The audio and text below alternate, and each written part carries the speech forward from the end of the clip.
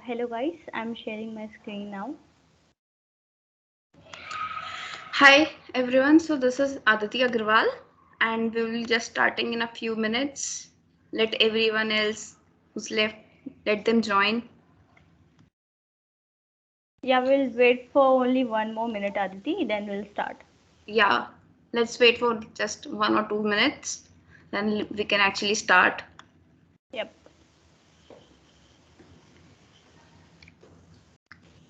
Guys, if you all can hear me, you can just text in the chat so I get to know. Aditi, I'm audible, no? Yeah, you are audible, Ritika. Okay, fine.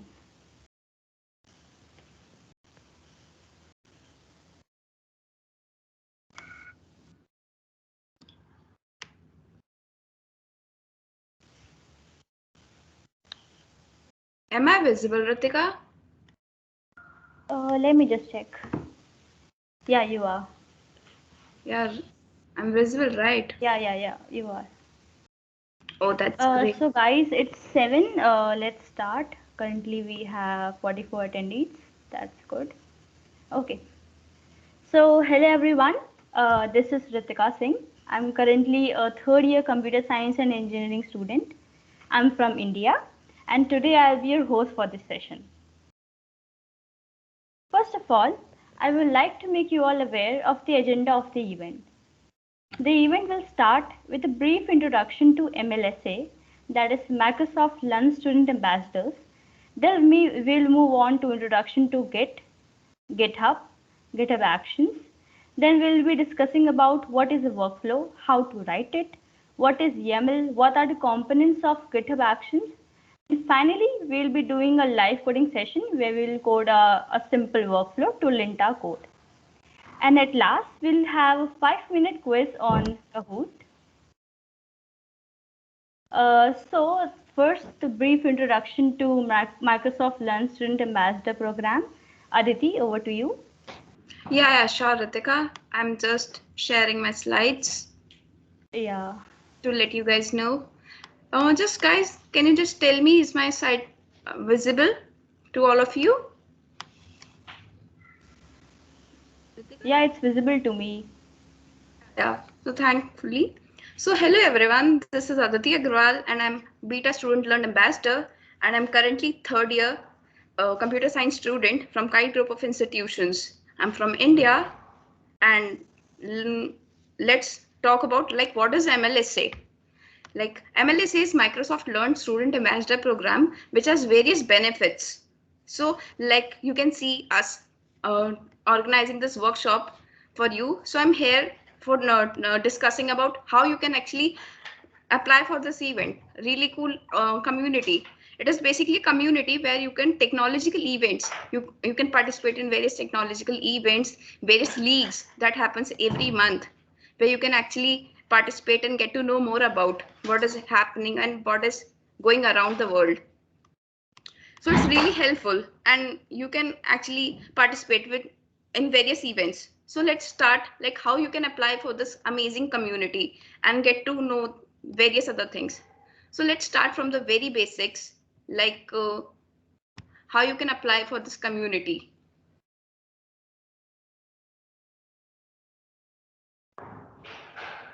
Yeah, so you have to do nothing, just go and search Microsoft MLSA program, MLSA apply, right?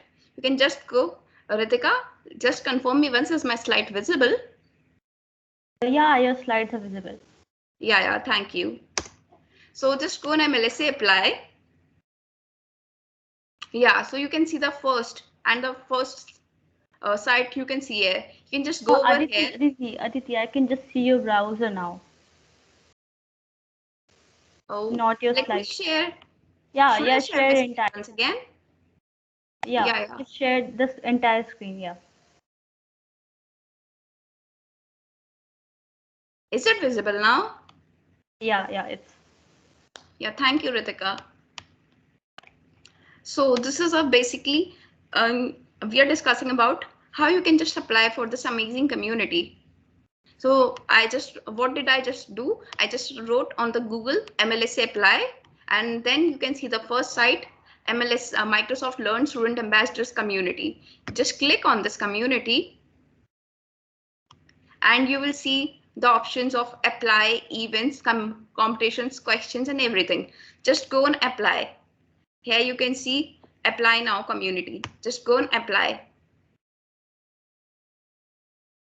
It will ask you to sign in.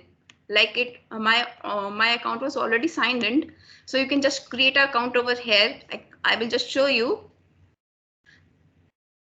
Oh, it is automatically signed in, so I guess it won't happen, but you can just create an account over here.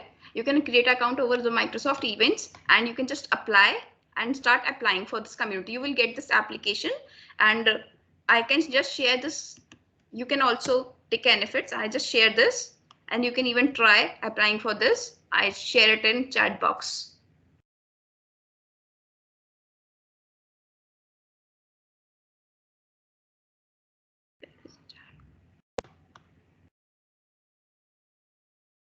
Ritika, I'm unable to see the chat box.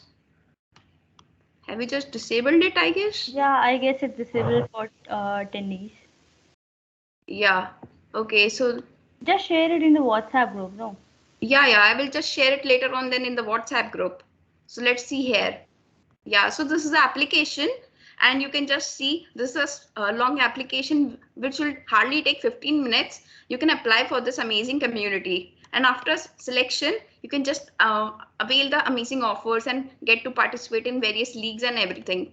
So these are the privacies and terms for Microsoft Ambassador events community.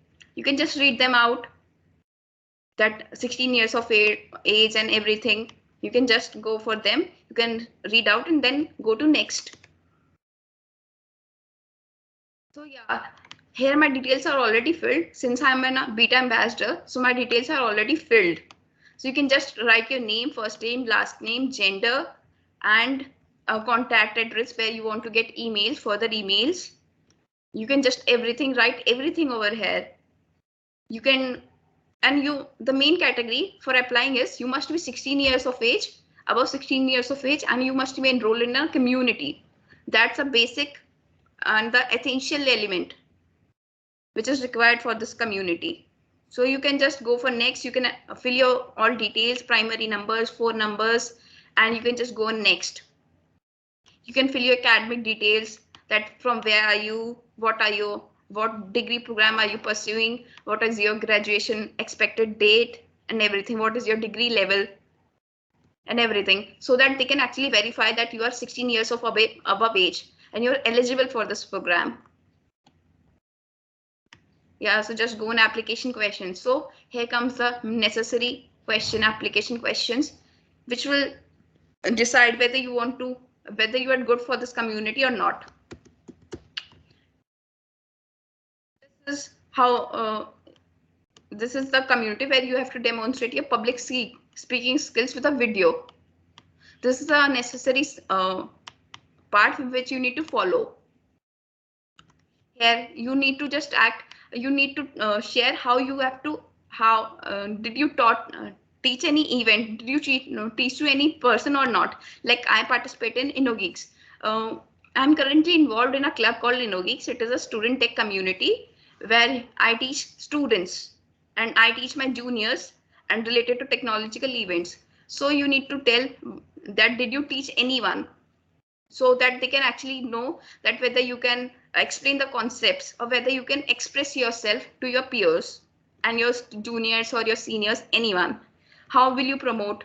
Like if you are hosting a technical events, so what the steps would you take for the awareness, that so that many people join your event. So you need to explain about how you can promote your event. If you will be participating in any of the events, so you need to promote it. That's the essential element, so that everyone can join and everyone can take benefits from your event. Then comes here your social media account. You need to provide them the details of your social media accounts, that whether are you applicable on Instagrams, whether are you applicable on Twitter, LinkedIn, and everything. Online resumes, if you have made any online resume like latex, Nove resumes and everything. So you need to provide your link for that. you need to provide the technical blog so that they can have a higher chances. Actually, social media tells them that you are socially interactive and you can actually participate in communities and leagues and various other things. So it's basically tells you about that how involved are you in your career or how involved are you in your day-to-day life. It tells them, so it increases your chances of selection. So I request and I recommend to fill all the details from this so that there are higher chances of selection in this community. So if you maintain a blog, please provide the URL. If you have a Twitter account, please provide the URL, Instagram accounts, and everything else. Additional information that which technological events or which technologies are you interested, like if you're interested in any HTML, CSS, or you are interested in JavaScript, or you are interested in React, whether you're interested in AR, VR, whether you're interested in IoT and everything else. So it does, you need to just basically mention here what technologies are you interested in and anything else which you want to share with them. So you can just apply for this and you can write this. And main, you have to select in this application question, you need to fill your details and you need to send them a video as it is written that only 2 minutes video you need to share so that they can actually see your fluency. How clear do you speak in English or either in their native language? If you are from Bengali language or anything else, you can just share and share a video using this online recorder or anything else. You can just share online recorder. You can just record your video, and the basic motive of this is to check your fluency in English, to check that whether you are able to communicate or whether you are able to communicate online or not. So just record your voice, take the URL and paste it over here. Just paste it over here so that they can actually see and verify that you are able to speak in English, whether your fluency is there in English or not. Just fill all these details, and after you fill all these details, just verify this once and submit it. After 2-3 months, or I guess anytime, you will get your mail of selection or deselection. I filled, if I'm talking about my experience, I filled this in February last year, I guess, and I received the mail for selection after my semester exams, that is March. So I received in the start of April. So I hope you guys get selected in this. And now further, I would like to proceed to my friend Ritika so that she can actually speak more about it. Ritika, over to you. Yeah, thanks a lot, Aditi. Let me just share my screen. I hope it's visible, Aditi. Yeah, it's completely visible. Okay, fine. Moving on to the technical part, guys. The first thing we are going to discuss over here is what actually is Git. So Git is an open source version control system. That is, it is used for tracking changes in the code base. It is distributed in nature, because of which it allows multiple developers to work on a single project.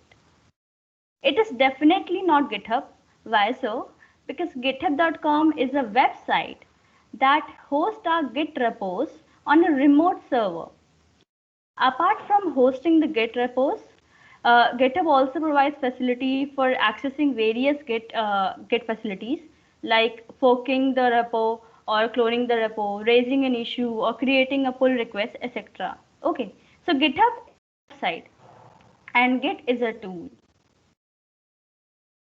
So the first step that we are gonna do in this session is configuring our Git.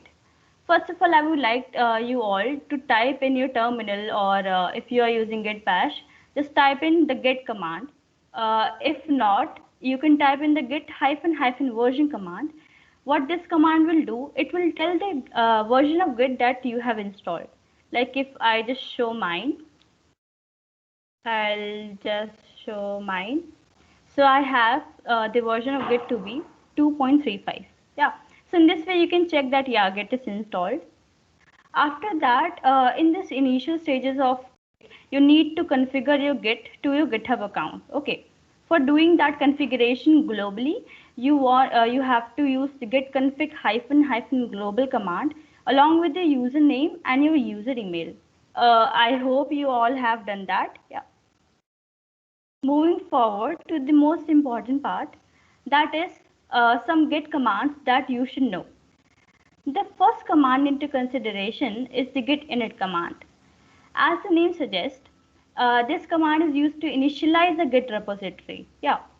So what happens, like if you have a folder or you have a file and you want to use the facilities of Git into it, so for using that, you have to use git init command and tell Git that, yeah, I want to use the facilities into this repo. Like I have this folder MLSA event and I want that I should use Git over here. So for that, I am going to initialize an empty Git repository over here, like you can see. After running this git init command, what are the changes in the folder you can see? Like if I, yeah, like you can see that there is a hidden folder .git that is being created after running this command git init. Okay.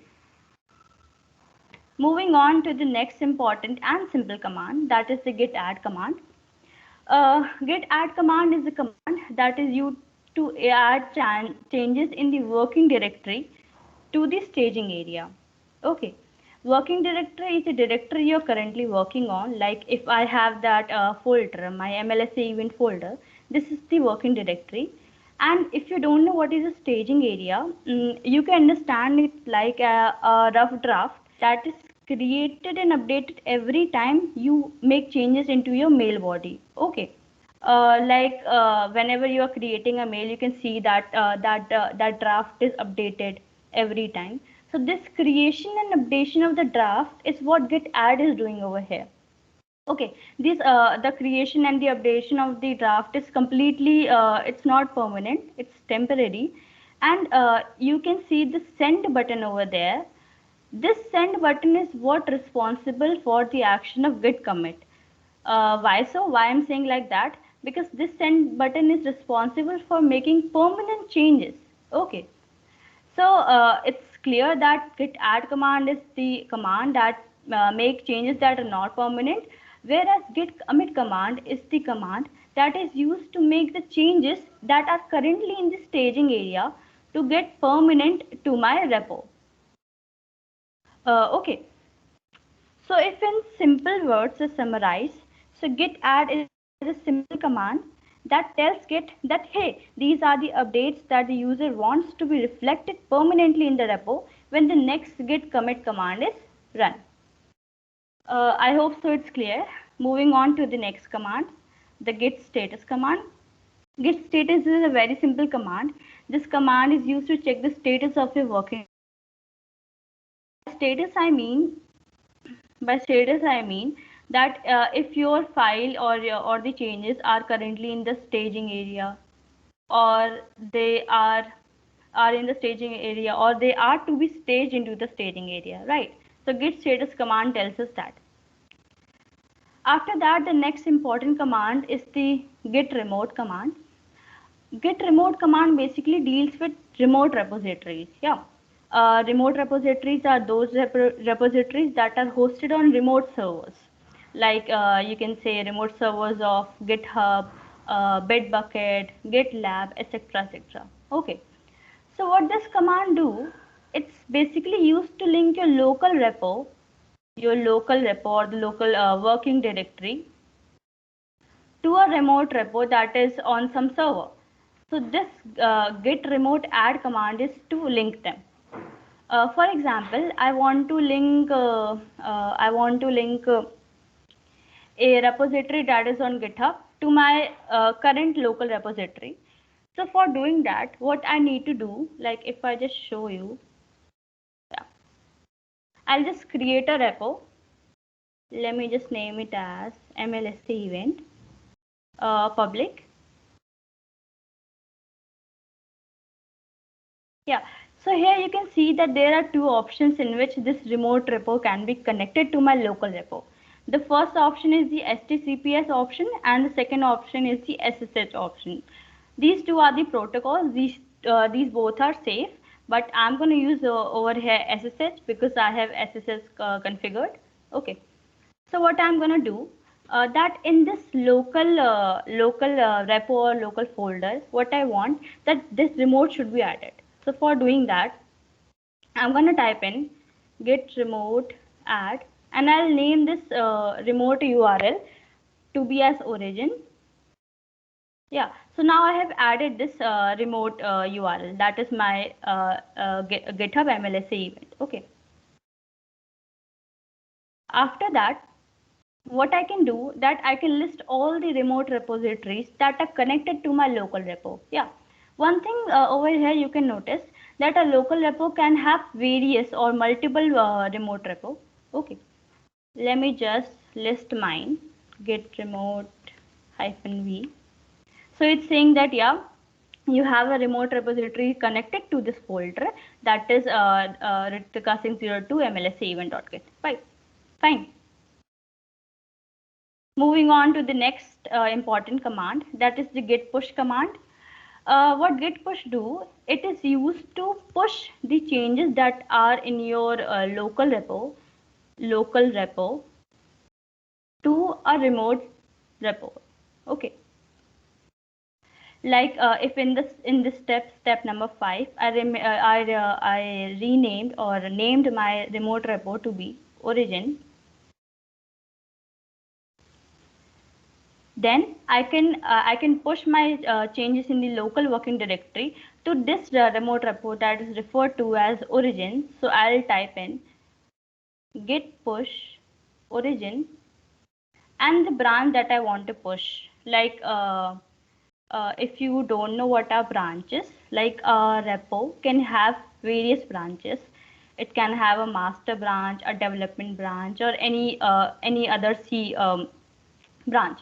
So while pushing it into the remote repo, you need to specify that on which branch you want to push. Yeah, like if you are working on the development section of the project, then you can push it like git push origin development. Fine.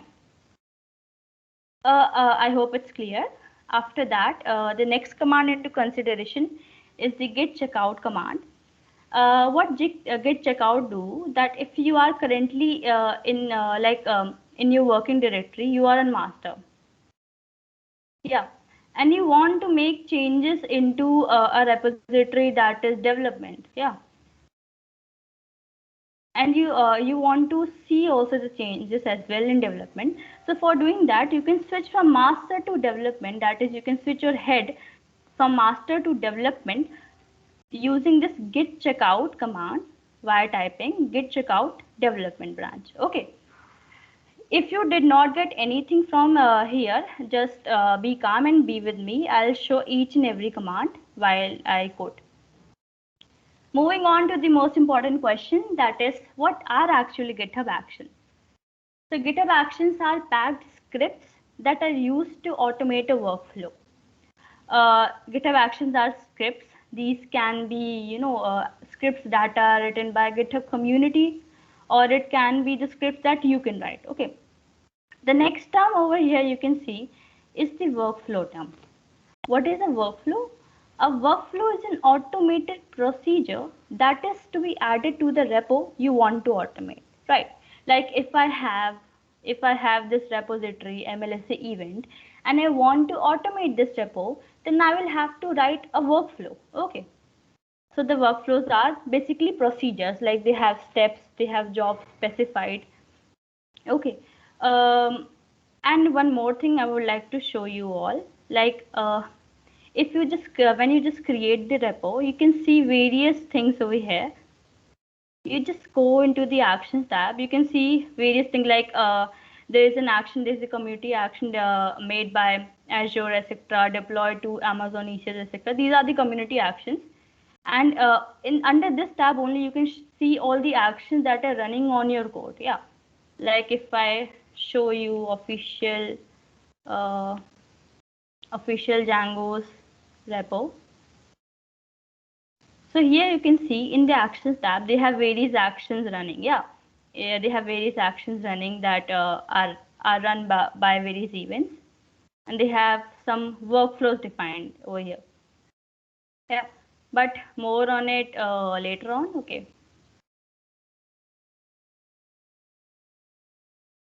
Okay, let's just move forward. So the first thing you will learn over here about actions is that GitHub Actions or the workflows are triggered by some events. Okay, these events are GitHub events. These events can be a simple push event or a raising a pull request event or a this workflow dispatch event or a schedule event. Yeah.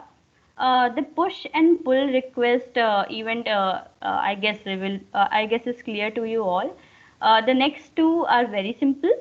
Workflow dispatch event is basically a manual event in which GitHub provides us a form in its UI, which when submitted will trigger the workflow.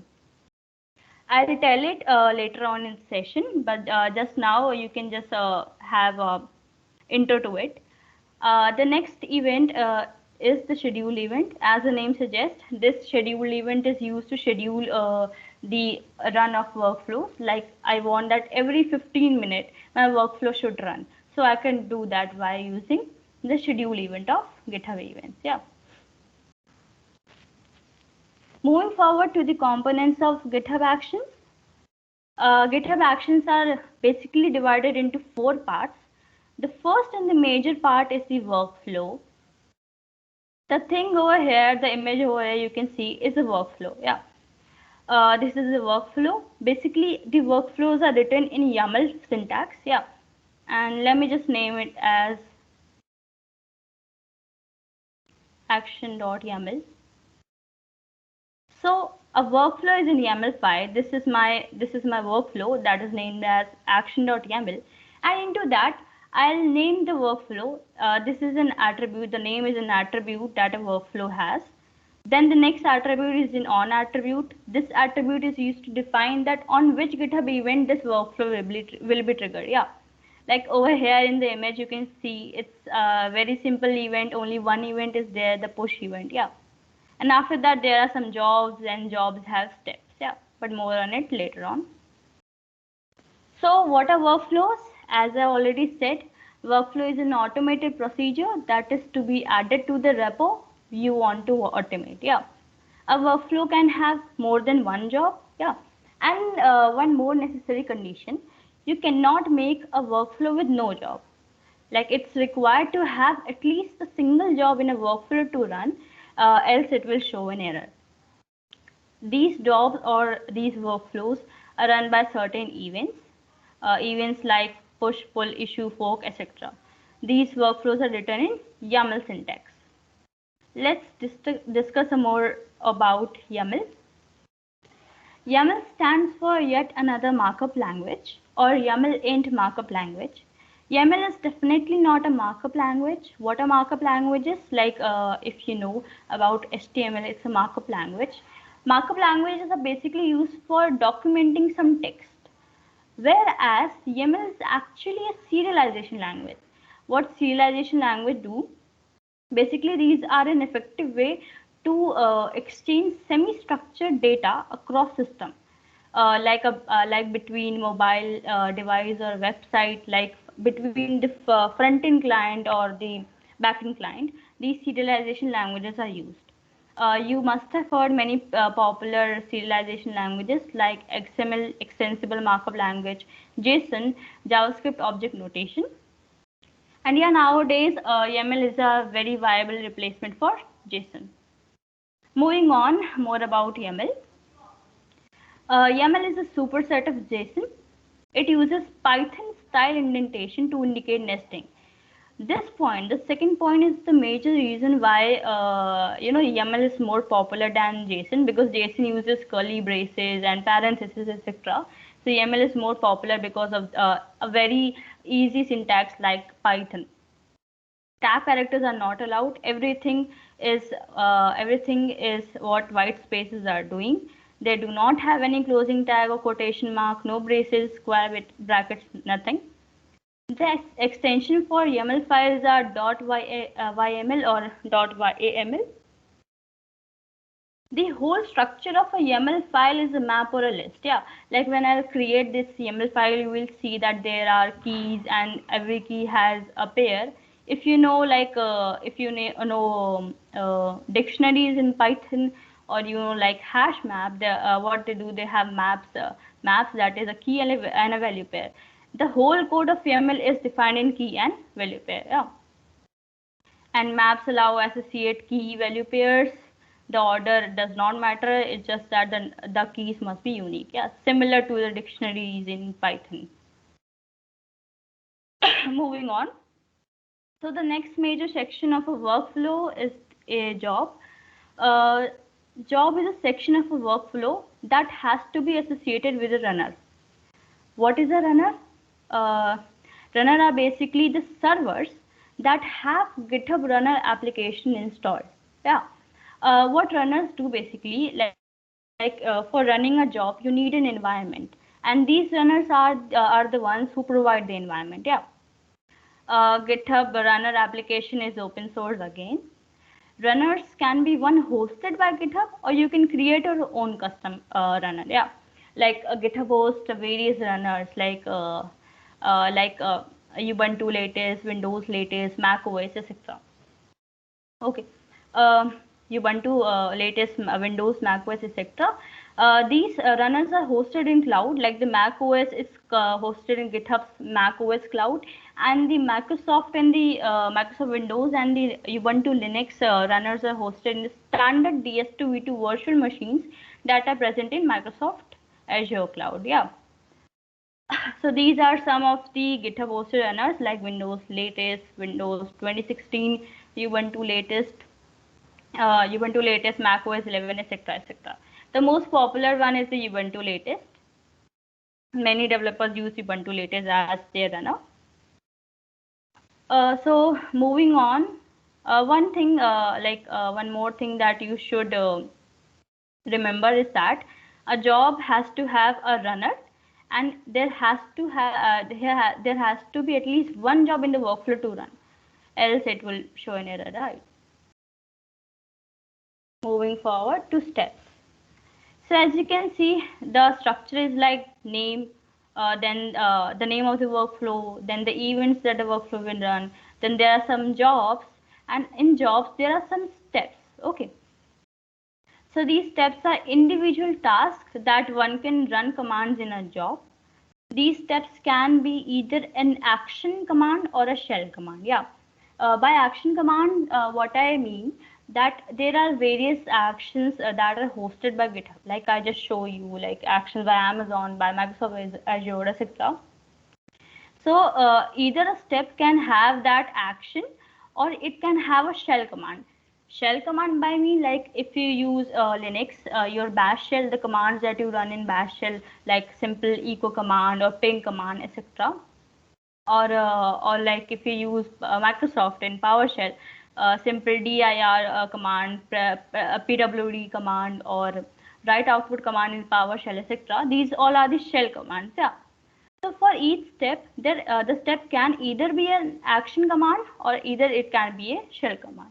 Like over here, the first step is an action command and the second step is a shell command, right?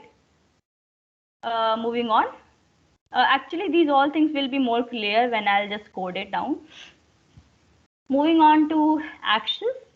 Actions are standalone commands that are combined into steps to create a job.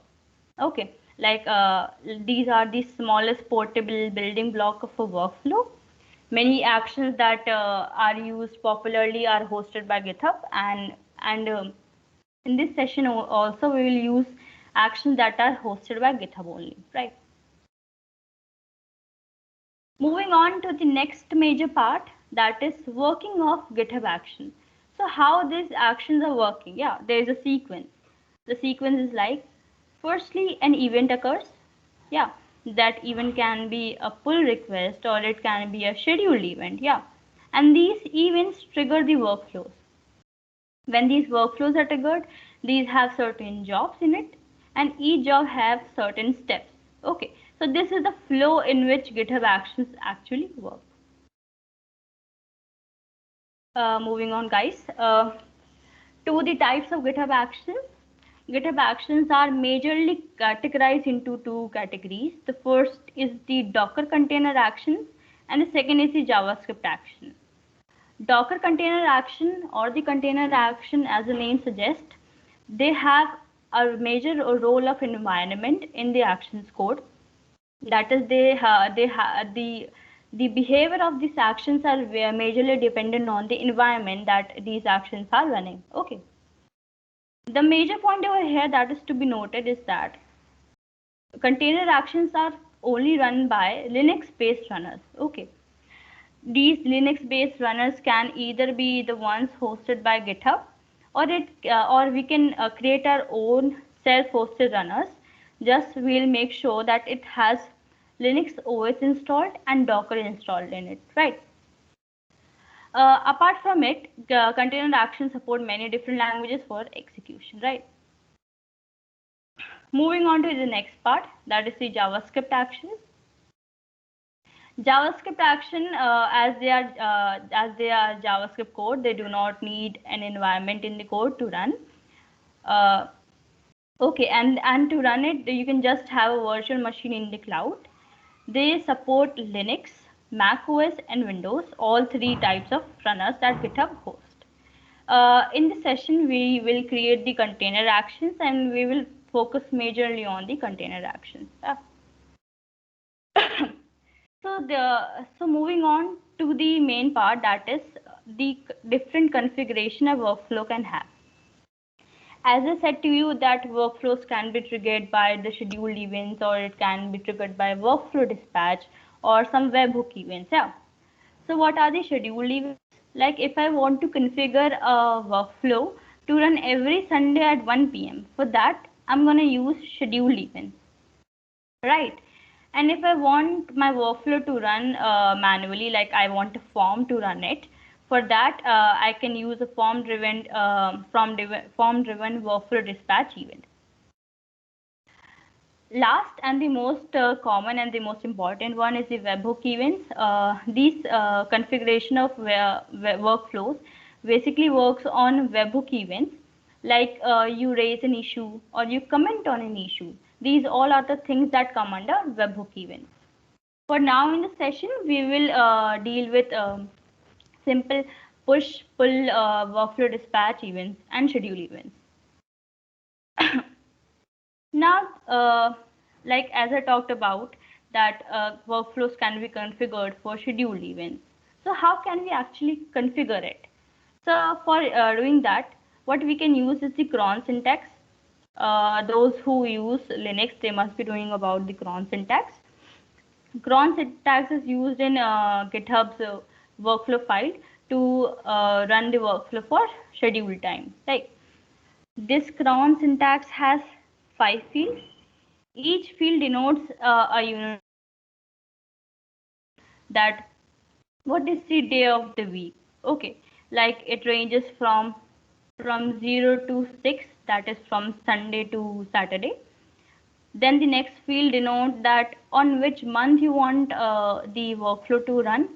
The values range from 1 to 12 or Jan to December. You can write like you can write numerical values, or you can write the normal string values. Yeah. The third field indicates about the day of the month. The day can range from 1 to 31. Then the next field is the hour field, and the last field is the minute field. Okay.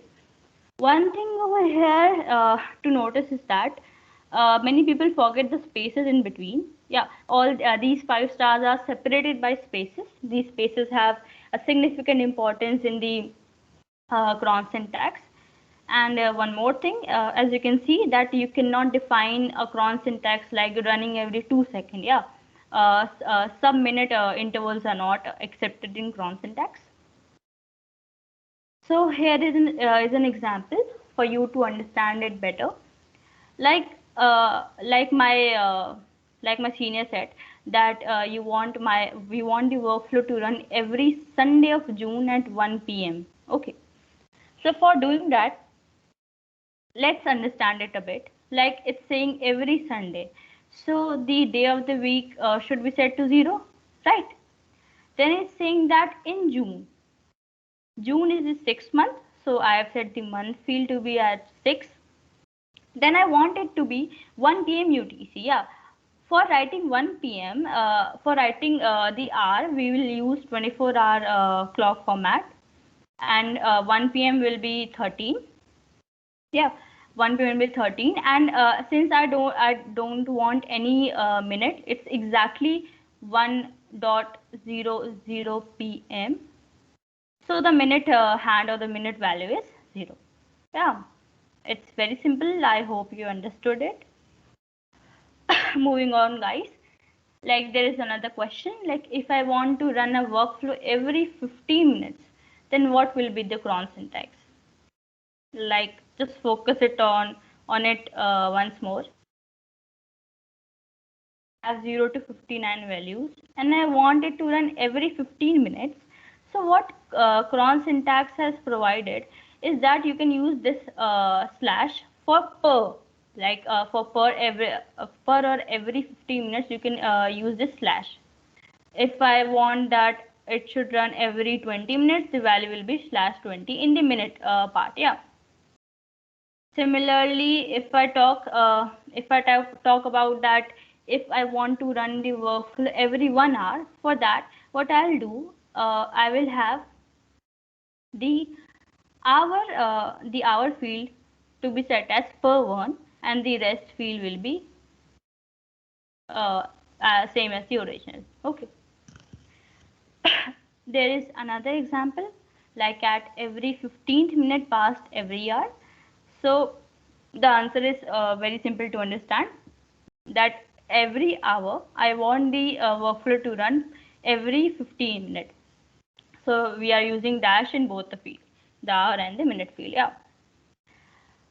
The next example is a bit tricky. Let me just explain it to you step by step. I want to run the workflow every minute past every hour on every third day of month. Okay. So it's saying third day of month. Okay. So the third day of month. So the date will be per 3, and the day field will be the third day, that is per 3. Okay. So what is it's saying, that if the third day of the month is the third day of the week, then only this workflow will run. Yeah. This is a bit complicated. If you did not understand it, not a problem. We are just dealing with basics. Moving on. Moving on to the next important and very interesting configuration for manual events. This is the one provided by GitHub REST API. This is the workflow dispatch event. Like, whenever you configure a workflow to have a workflow dispatch event, what GitHub says that I'll provide you a form. This form can have many values. The default value that is provided by GitHub is the use workflow from field. What it says, that it provides me options of branch I want to run the workflow. Okay. So as you can see, it's a basic form that when you will run, the workflow will be triggered. Finally, let's start coding so that you can understand it more.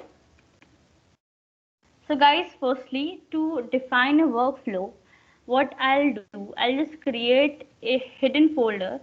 Hidden, or you can say whenever we want to create any configuration anywhere, like anywhere. So I'll use dot thing over here. And in this folder dot GitHub, let me create another folder which will have my workflows. Okay.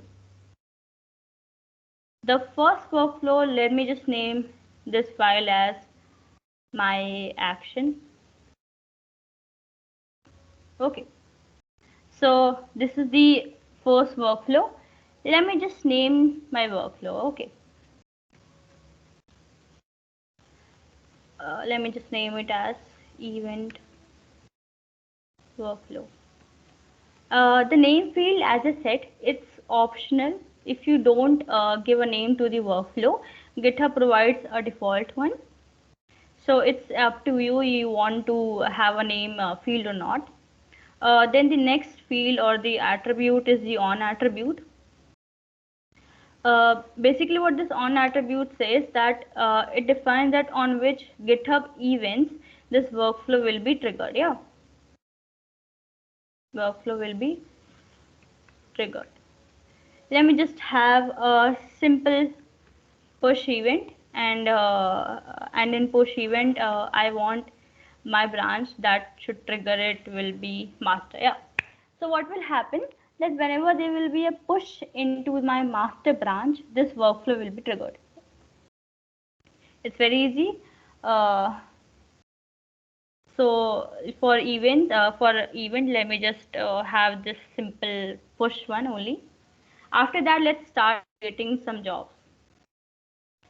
Let me have my job one and name this job as post job. Okay.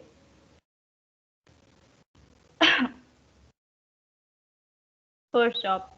As I said you that every job has to have a runner. So let me just define a runner. This runs on attribute is giving me accessibility to define the runner. Let me just have a Ubuntu latest runner over here. In a job, let me just define a very simple step, name it as custom one, and what it's gonna run. Um, it's gonna run a simple command, that is an echo command.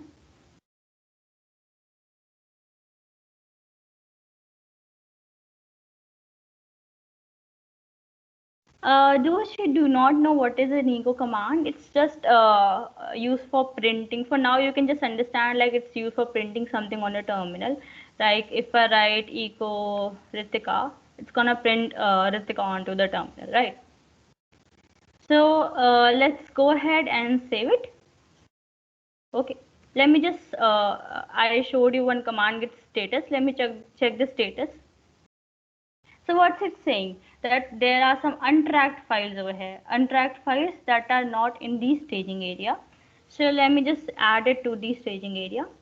By using a dot, what I'm doing, that every change in the working directory is to be added in this single step. Okay. After this add, let me check the status again.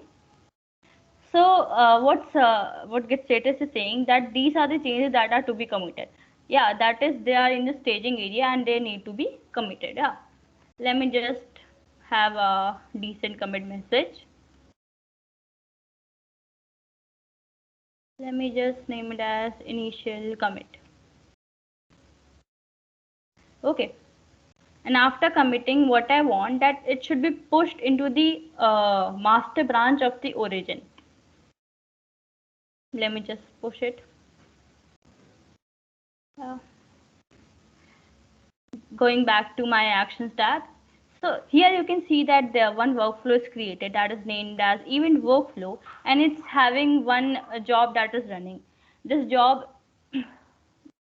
one job that is running and the name of the job is the first job and in that there is some custom one step running. Yeah, let me just open this here. So in the first step, or you can say the step 0, what GitHub Actions is doing, it's specifying the operating system that this job is using. Yeah, like I over here mentioned the runner to be Ubuntu latest. So what it's doing, it's using the operating system to be LTS. Yeah, and these are the virtual environment and all other configurations. And after that, just see the first step. It's run echo hello world. So what it's printing in the shell is hello world. So this was a very simple job. Let's do some more thing with it. As I said you that it's a Ubuntu runner. So let me just run some Ubuntu commands in it. Yeah. Um like I just want to update my Ubuntu runner.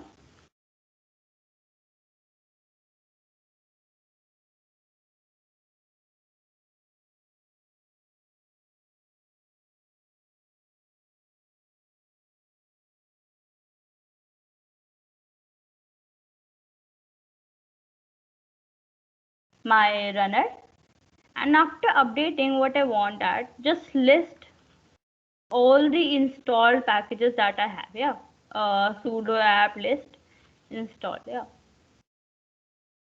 So after pushing, what it's gonna show, it will basically update the runner and it will list all the things that are installed into the runner. Let me just save this file, git add dot git commit. and git push.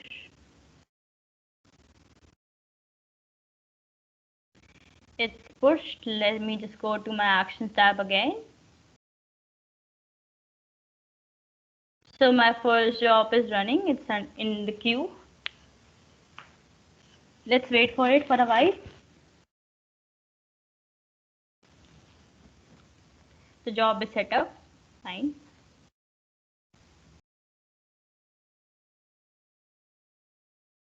Let me just full screen. Yeah, you can see over here. So the first command it's running is the sudo apt update. It's updating the system. Those who have used Ubuntu, you all must be familiar with these commands that are showing. And after that, what I have given the command to be is the app list update app list list installed command. So it's listing all the packages that are installed in the runner right now. Okay, simple. And as it's you can just think it of a like a virtual machine where you can create and do anything you want. Like I want yeah, I'll just create another step and I'll just name it as trying with the Ubuntu runner.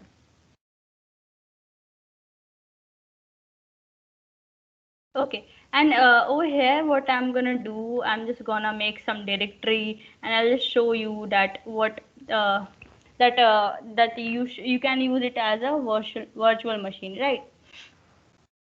Firstly, I want that the present working directory should be displayed onto my terminal. So for that, I'm typing in the command pwd, that is present working directory. After that, let me just make a directory, name it as random. And in random, let me just move to random. And in random, I want a file named as random.txt to be created. Yeah. And after that, I want the current present working directory to be printed. Yeah. So in these set of commands, what I have done, firstly, I have printed the present working directory. After that, I've made another directory named as random, and I have moved on to random directory, and in that I have created a file named as random.txt. Simple. Guys, if you work with terminal, it's very easy for you to catch this up. Let me just add it, commit it, and then push it. Moving back to the action tab.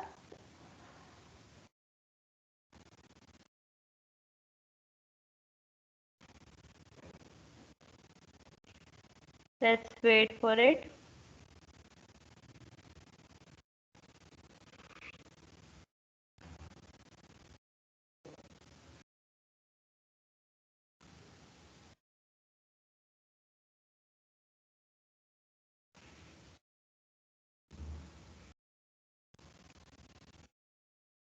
It sometimes takes some time, yeah.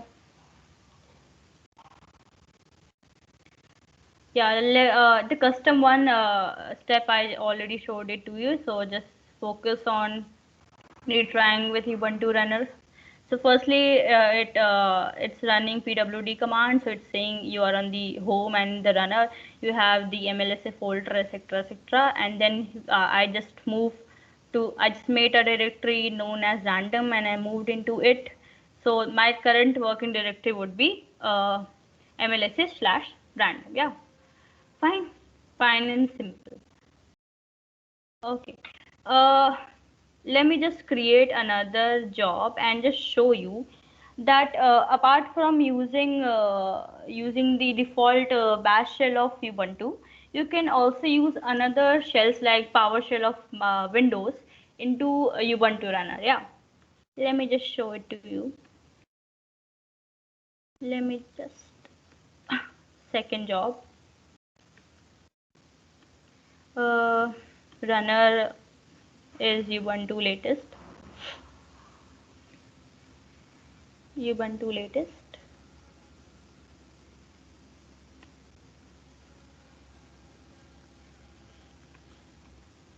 Let me create the first step.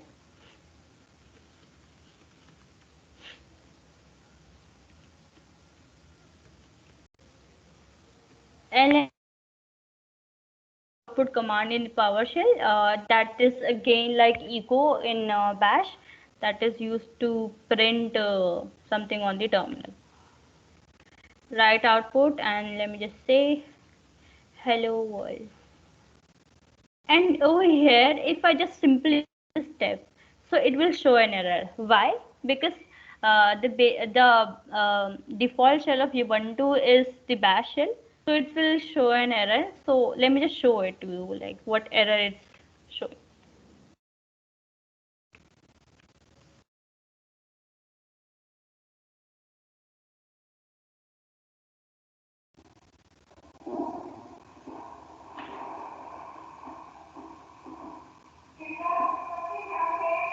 The second job.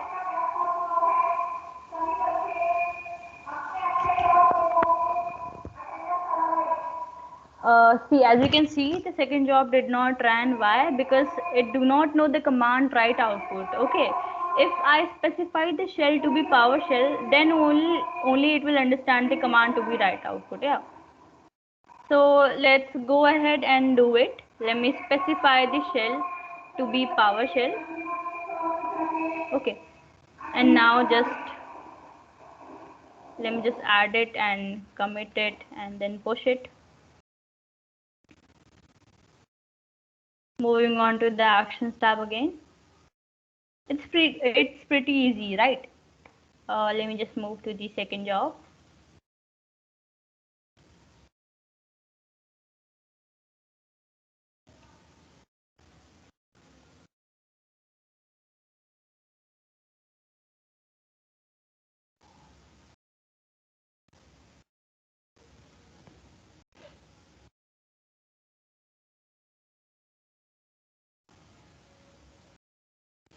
Just wait for it.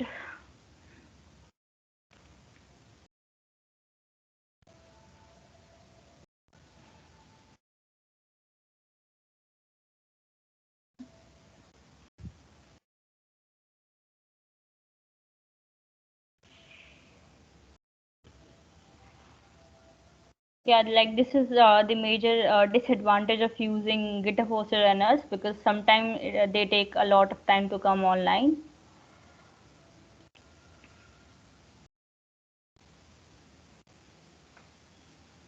Like it will run. Let me just not wait for it and go ahead and create another job.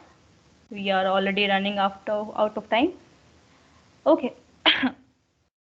So, like as I told you about the workflow dispatch event, so over here I would like to add one more event into my on attribute, that is the workflow dispatch event, right? And in workflow dispatch event, I will create a simple form with some simple inputs,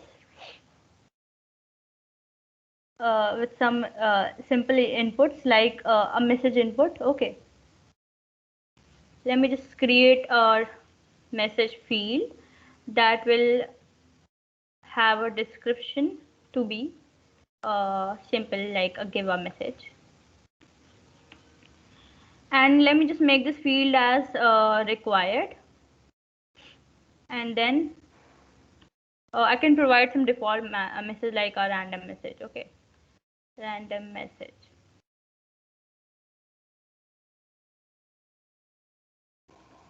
So what now will happen, that when I'll push it, it will say that this workflow is having a workflow dispatch event, and it will show in form. Let me just add it, commit it and push it.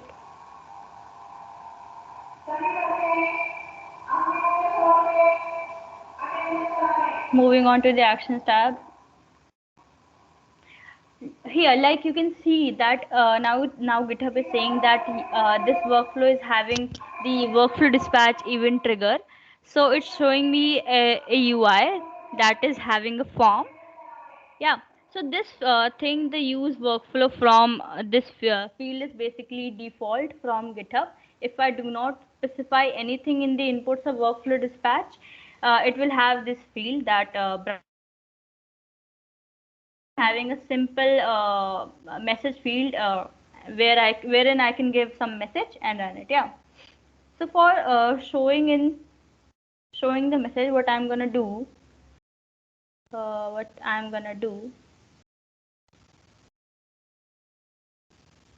let me add another job.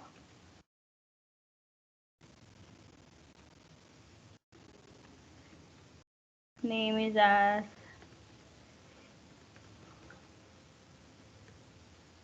third job.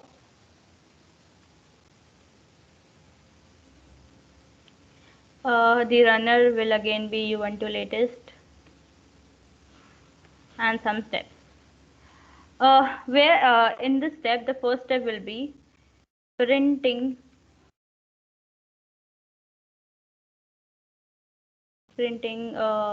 what the workflow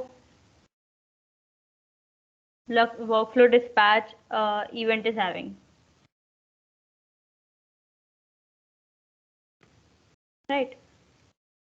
So for that, what I'm gonna do, I'm gonna run echo command again. Echo command again, where I will use an GitHub environment variable. So for using the GitHub environment variable, you will have to have this dot and these two parentheses.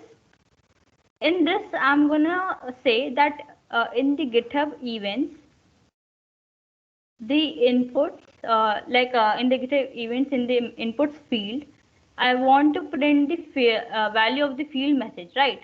Like in the form, in the workflow dispatch event, I specified the name of the message field to be message, right? So I want to print this value over here. Let me just quickly save it.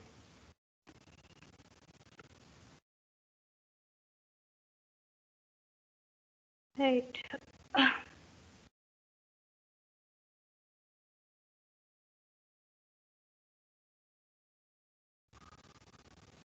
Let me just run this workflow.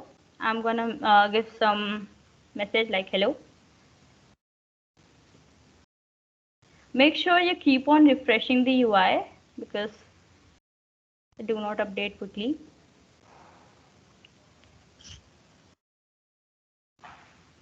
Let's wait for it for a while.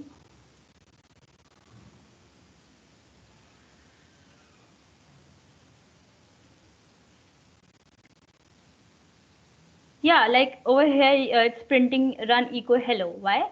Because this field, this GitHub event.inputs.message field is having the message that the workflow dispatch event is sending. Okay.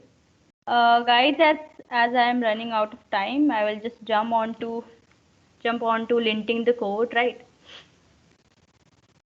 Uh, those who do not know what is linting, so linting is a procedure in which basically you are checking the semantics of the code you have written, right? For linting, I'm going to use a flake of Python. Let me just create another job. Yeah. Firstly, to use Flake8 or use linting, I will have to install Python into my runner. So let me just name this job as Python dependencies, and let's have the runner to be Ubuntu latest only. Creating the first step. Yeah. This step is basically checkout. Yeah. Why checkout? Because I'm using here a GitHub hosted action that is the checkout action. Let me just write it down and I'll just explain it to you. Uh, yeah. So what this checkout thing is, basically GitHub has like various GitHub hosted actions, among which is checkout action. This action is basically used when we want to run something against our code, right? like over here I want to lint my code. Yeah, you can basically lint the code, or you can check the code. For doing that, if you want to run anything against the code, you will have to check out use this action. It will basically check out my code, and it will download it to the runner, so that I can run various command against the code. If I don't specify this action slash checkout runner action, then the code will not be linted. Yeah, even though you write the wrong code, the code will the linting process will not run against my code. So firstly I would like to I will just show it to you, the linting thing. Then I'll just remove this checkout thing and show it to you that it won't work. Yeah. So the first major step after checking out will be installing Python. Installing Python. So for that, I'm going to use another GitHub hosted action, that is slash setup action slash setup hyphen Python. Okay, and I'm going to use the version 2 of this action. Okay, this v2 is defining the that which version of this action I want to use. Yeah, version 2s are stable for these actions, so I'm using them. And while I'm installing Python, what I can do, that I can specify the Python version. Yeah, if I don't specify what the latest version on the runner will be installed, I want over here that Python 3.9 should be installed. Fine. uh, Python 3.9 should be installed. And let me just create another step that will basically printing the Python environment. Python environment. Okay.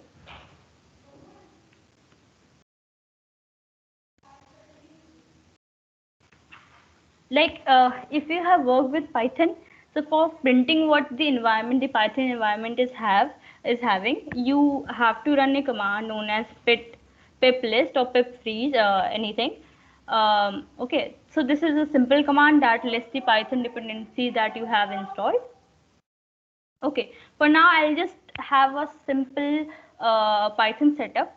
Okay, and I'll just show it to like what my runner is having right now. And let me just update my commit message, Python dependencies.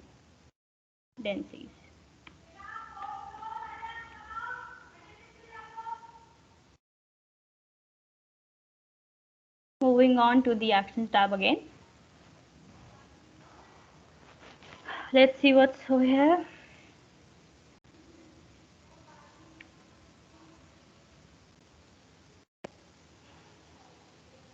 Okay, so firstly it's checking out to the actions, the checkout action. After that, it's installing Python. So see over here, it has successfully set up the Python 3.9. Why? Because I specified the Python version to be 3.9 only. Okay. After that, it's printing the Python environment, pip list. So these two are the packages that are default, that come with Python when you install it, like pip and the setup tools. Yeah, and guys, if you don't know what is pip, pip is basically a package installer for Python. Okay, so this was all about this step. Let me just create another step, which will basically installing Flake8. For that, simply I will use the package installer pip, and I'll install Flake8, right? After that, what I want, that after installing Flake8, just list the Python environment again, right? As you all can see, it's like the steps are running sequentially. So let me just Python env.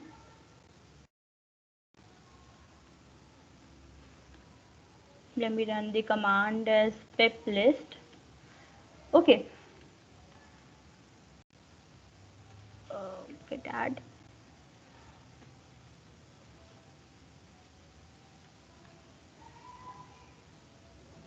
Right guys, moving on to the actions tab.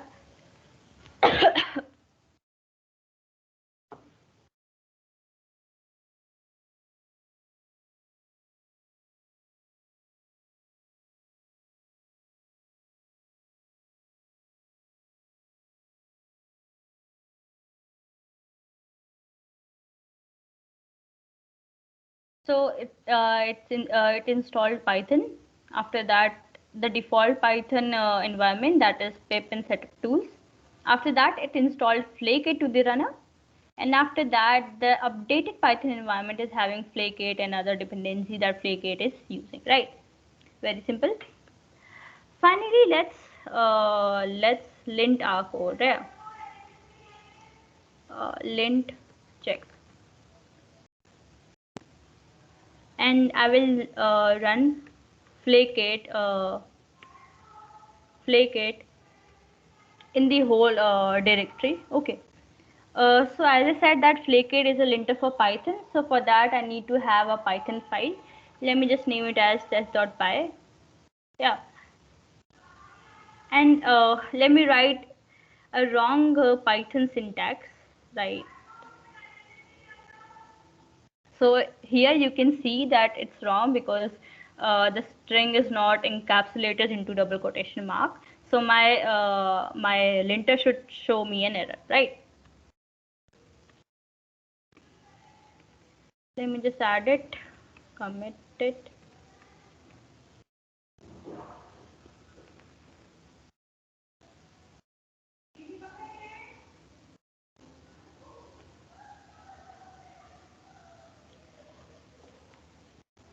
Let me see what my this workflow is doing.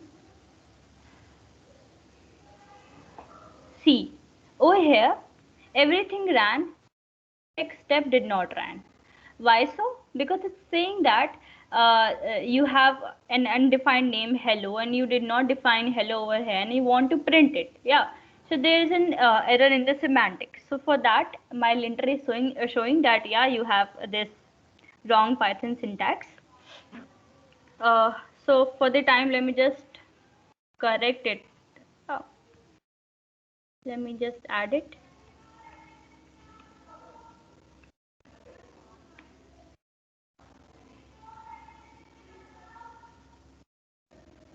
Now let's see what my actions tab is having.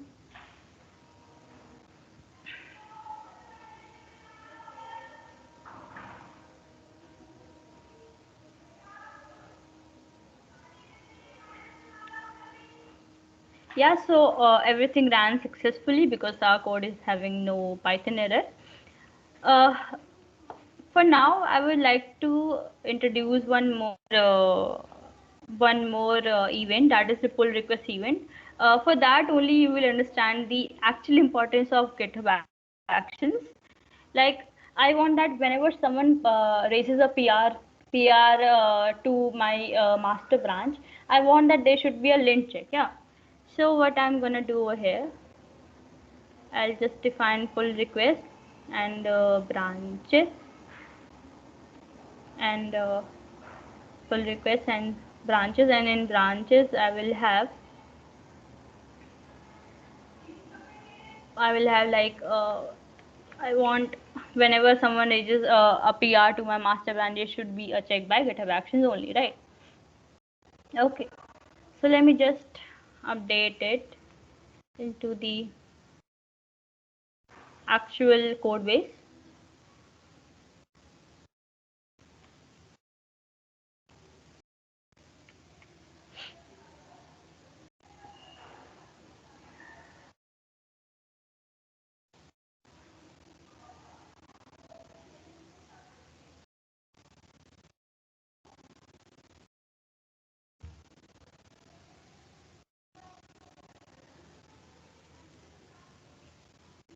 Moving on to the Python dependency step, here everything ran successfully and my code base is updated. Now what I will do, I will check out to a new branch known as development, And from that, I would raise a PR that will have defaulted Python syntax and see what GitHub Actions is doing really. Okay. So let me just git checkout to a new branch, as this branch is not currently into my repository. So I will make a new branch development. Yeah. And in development, what I'm gonna do, I'm gonna make another, or like just update test.py, and I will have a like print a. Yeah, this is a variable. I have not defined it, so it is definitely gonna show me error. Let's just check. I will add everything. I will commit everything. Let me just commit it. Python dependencies on development, and let me just push into the development branch, right? I want this thing to be pushed into my development branch.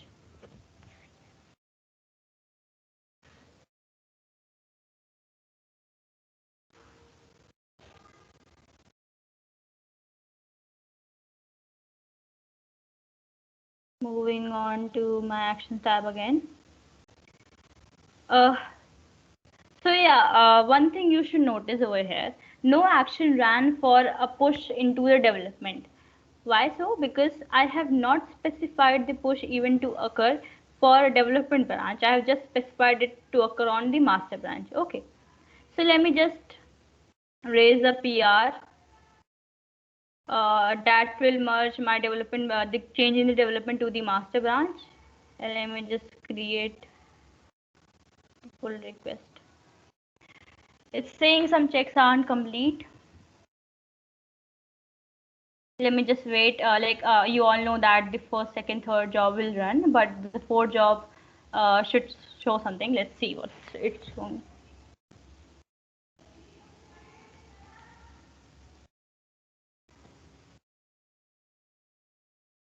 See, this linting check did not run. Yeah, so this is the advantage of using GitHub Actions. Like you can check the lint of the code before merging it. Yeah, it cannot be done manually, so you can use GitHub Actions for doing that. Simple. I guess. Yeah, I guess that's more than enough for our introductory session. Uh, Let me just, yeah guys, we are gonna have a simple Kahoot. Kahoot is a quiz. So let me just share it to you. Make sure you play it on your phones.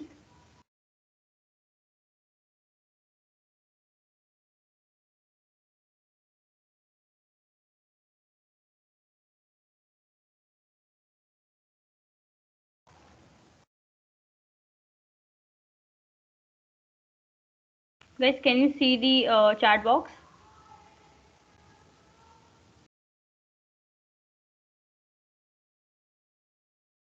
No, ma'am. Okay, let me just share it to the MLSA event group only. Just go to the WhatsApp group. I have shared the Kahoot link over there. Just join in. Make sure you join it using your phone, right?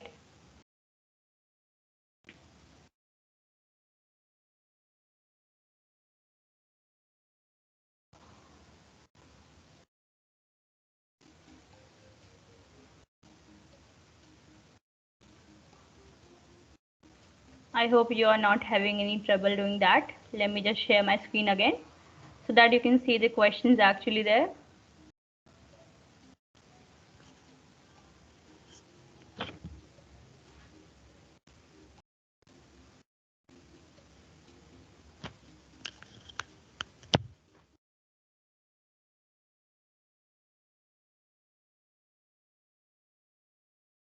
Yeah, guys, I have 21 people now, so I want 21 people to join.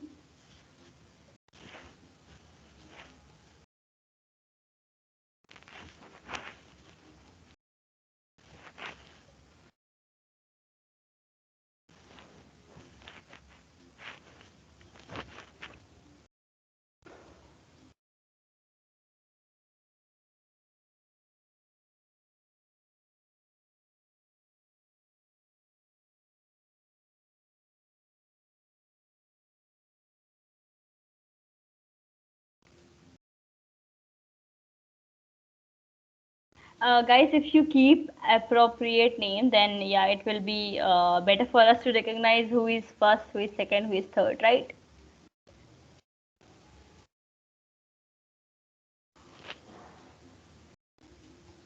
Okay, let's wait for one more minute, then I'll just lock it up.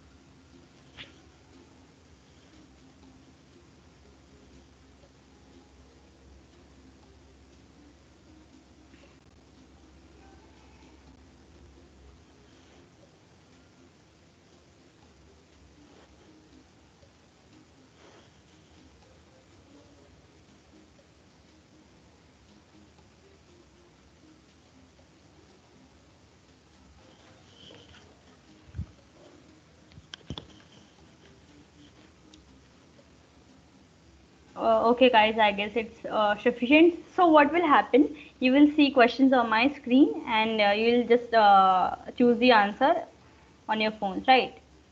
Okay, let's wait for one more minute. People are coming.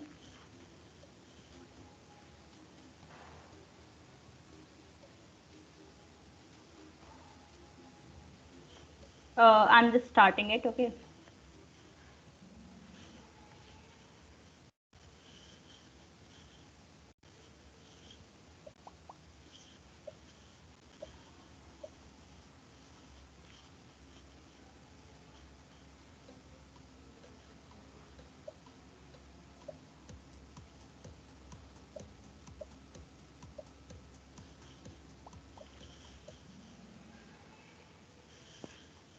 Great. Moving on.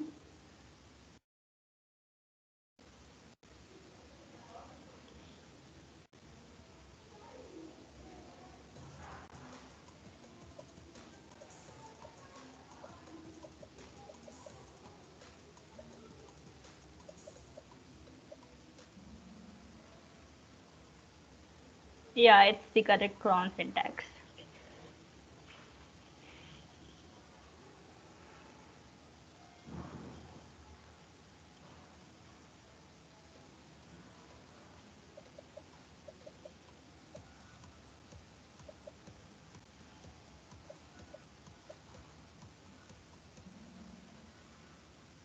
Great, you are getting it correct, right?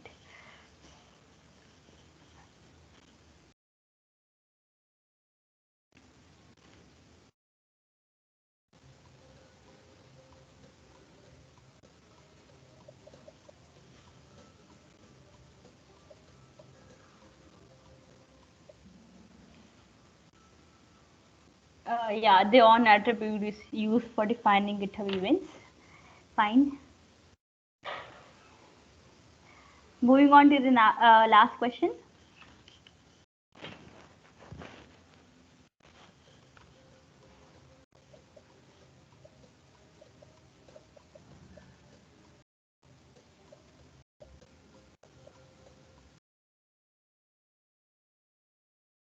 Okay, cool. So let's see who is first and who is second and who is third.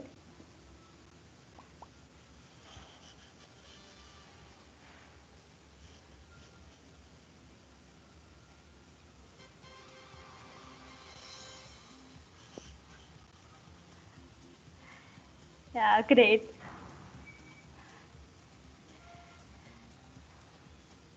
Great, guys. I hope you enjoyed. So this is a wrap of the session. Thanks a lot to you all for joining in, and I hope you learned something. Yeah. You can like you can leave now. Okay. Thanks a lot.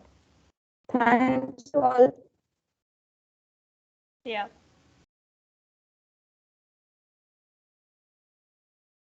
If you have any doubt, I am present in the WhatsApp group. Yeah, you can ask me over there. In this session, we usually have limited time. Yeah, so you are free to ask over there. Yeah.